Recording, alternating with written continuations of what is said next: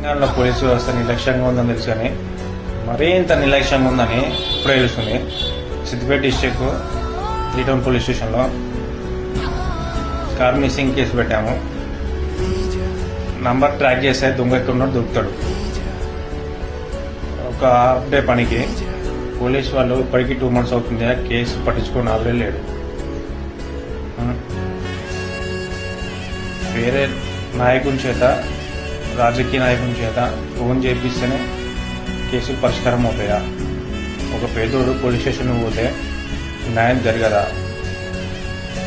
మరి ఎందుకు అలాంటప్పుడు మీకు గవర్నమెంట్ ఎందుకు, పోలీసు వ్యవస్థ ఎందుకు?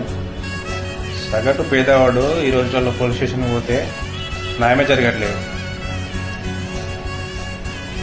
పేదవాడికి న్యాయం జరిగినప్పుడు గవర్నమెంట్ ఎందుకు, పోలీసు వ్యవస్థ ఎందుకు? అయ్యా డీజీపీ గారు, పోలీస్ స్టేషన్ ఒక్కసారి ఎంక్వైరీకి వెళ్ళండి.